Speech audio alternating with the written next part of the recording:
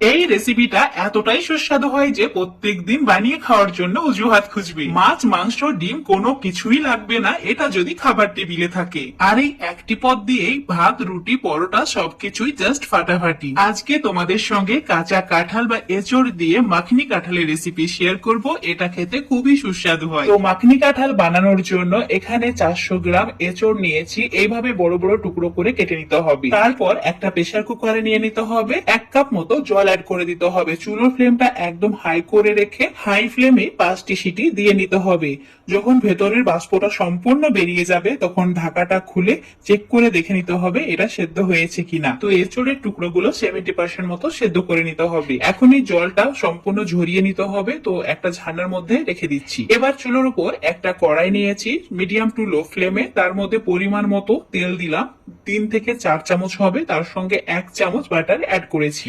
এবার 2টি দারচিনি টুকরো আর 4টি এলাচ অ্যাড করেছি। হালকা একটু ভেজে নিতে হবে। যখন একটা সুন্দর সুগন্ধ বের হবে তখন এর মধ্যে অ্যাড করে দিতে হবে 1 বাটি পেঁয়াজ বাটা। এখানে 2টি বড় সাইজের পেঁয়াজ মিক্সার জারের মধ্যে দিয়ে জল ছাড়াই মিহি করে পেস্ট করে নিয়েছি, সেটা অ্যাড করে দিয়েছি। 2 মিনিট অনবরত নাড়াচাড়া করে এভাবে কষিয়ে নিতে হবে। কষানো হয়ে গেলে যখন তেল ছাড়তে শুরু করবে সেদ্ধ করে রাখা কাঁঠাল বা এঁচড়ের টুকরোগুলো অ্যাড করে দিতে হবে। তো এটা অ্যাড করার পর 2-3 মিনিট হাই ফ্লেমে অনবরত নাড়াচাড়া করে আবারও কষিয়ে নিতে হবে। এই সময় আলতো হাতে কষাবে যাতে এগুলো ভেঙে না যায়। এবার অ্যাড করে দিতে হবে স্বাদ মতো নুন। নুনের পরিমাণটা নিজেদের স্বাদ বুঝে অ্যাড করবে। তারপর 1 চামচ আদা রসুন বাটাও অ্যাড করে দিতে হবে। আবারও 2 মিনিট হাই ফ্লেমে কষিয়ে নিতে হবে। কষানো হয়ে গেলে এর মধ্যে মশলা অ্যাড করতে হবে। তো নিজেরা যেমন ঝাল খেতে পছন্দ করো সেই হিসাবে 1 চামচ চিলি ফ্লেক্স, তার সঙ্গে 1/2 চামচ গোলমরিচ গুঁড়ো, 1/2 চামচ জিরে গুঁড়ো, 1/2 চামচ ধনে গুঁড়ো অ্যাড করে দেবে। তারপর চুলোর ফ্লেমটা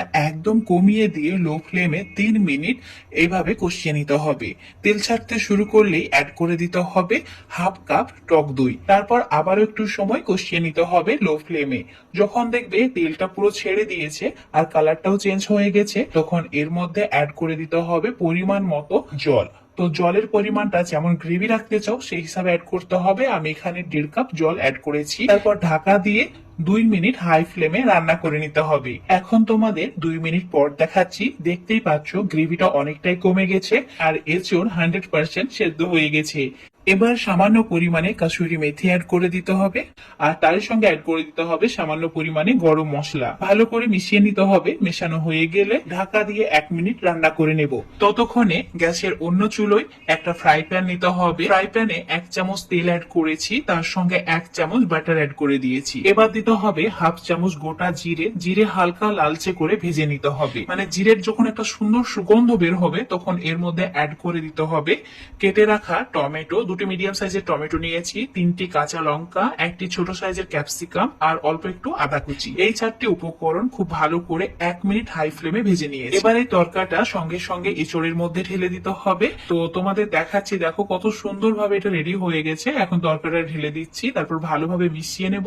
মেশানো হয়ে গেলে চুলোটাকে অফ করে দিতে হবে। তাহলে রেডি হয়ে যাবে দারুণ সুস্বাদু, দারুণ লোভনীয় মাখনি কাঁঠাল। ভাত, রুটি, পরোটা, লুচি সবের সঙ্গে এটা খেতে পারো। এটা খেতে খুবই সুস্বাদু হয়।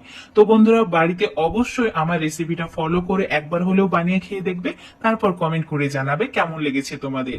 আশা করছি খুবই ভালো লাগবে। ভালো লাগলে অবশ্যই লাইক, শেয়ার, কমেন্ট করে দেবে। ফেসবুক পেজ থেকে দেখলে পেজটাকে ফলো করে নেবে। ইউটিউব থেকে দেখলে চ্যানেলটাকে সাবস্ক্রাইব করে রাখবে আরো এরকম রেসিপিগুলো পাওয়ার জন্য। এই রেসিপিটা যেদিনই আমি বাড়িতে বানিয়েছি অন্য কোনো রকমের তরকারি এক্সট্রা ভাবে করতে হয়নি। এটা দিয়েই সবাই ভাত রুটি খেয়ে ফেলেছে আর এত প্রশংসা করেছে যে তোমাদের সঙ্গে শেয়ার না করে থাকতে পারলাম না। দেখতেই পাচ্ছ কত সুন্দরভাবে সমস্ত কিছু সেদ্ধ হয়ে গেছে। তো অবশ্যই একবার ট্রাই করে দেখবে।